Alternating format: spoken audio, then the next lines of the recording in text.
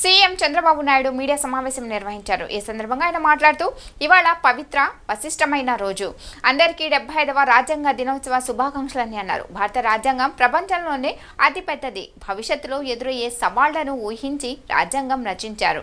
రాజ్యాంగ పరిషత్లో తెలుగు వాళ్ళు ప్రధాన పాత్ర పోషించారు. సాంఘిక, ఆర్థిక, రాజకీయ న్యాయ అందరికీ అందాలనేది రాజ్యాంగం లక్ష్యం. రాజ్యాంగ స్ఫూర్తిని అందరూ గుర్తుపెట్టుకోవాలని అన్నారు.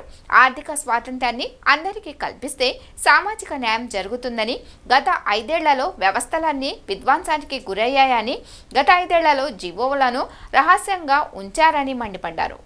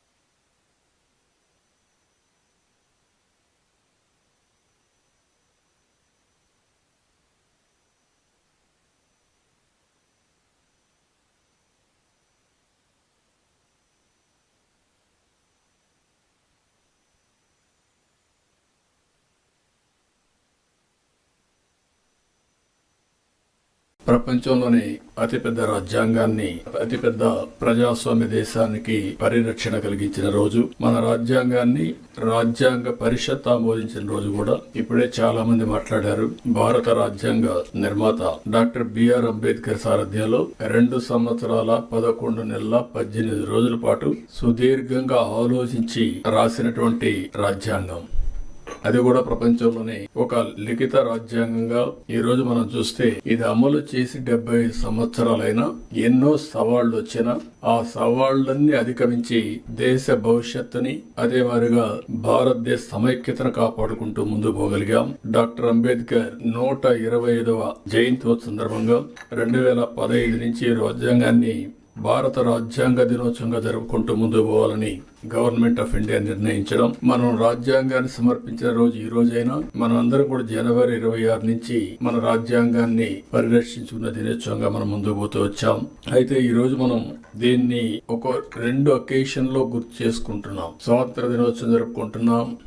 మొన్నటి వరకు జనవరి 26 రిపబ్లిక్ డే మాత్రం జరుపుకున్నాం. ఎన్డీఏ గవర్నమెంట్ వచ్చిన తర్వాత రాజ్యాంగాన్ని ఆమోదించిన రోజు కూడా మనం జరుపుకోవాలని నిర్ణయించడం అనేది చాలా ముఖ్యం. రాజ్యాంగాన్ని ఇప్పుడు మన అందరం కూడా మన మైండ్ ని కంట్రోల్ చేయాలన్నా, కండిషన్ చేయాలన్నా ఏ రిలీజన్ సంబంధించి ఆ రిలీజన్ రిమైండర్ కింద చేసుకుంటూ వస్తున్నాం. హిందువులు చూస్తే దేవాలయాలు పోతారు, భగవద్గీతను ప్రాక్టీస్ చేస్తారు. క్రిస్టియన్స్ చూస్తే చర్చిలకు పోతారు, అక్కడి నుంచి ఏదైతే బైబిల్ ఉందో బైబిల్ ని చేస్తారు. ముస్లింస్ చూస్తే ఎక్కడ మసీదుకి వెళ్లి ప్రతి వారం కూడా మసీదుకి వెళ్లి అదే సమయంలో ఖురాన్ ని ప్రాక్టీస్ చేస్తా ఉంటారు. అలాంటిదాన్ని మనం కూడా ఆలోచించాల్సింది. భారత రాజ్యాంగం అన్ని మతాలకు, అన్ని ప్రాంతాలకు, అందరికి కూడా ఒక పవిత్రమైన గ్రంథం ఇది. ఆ స్ఫూర్తిని కూడా ఒకసారి గుర్తు చేసుకోవాల్సిన అవసరం ఉంది.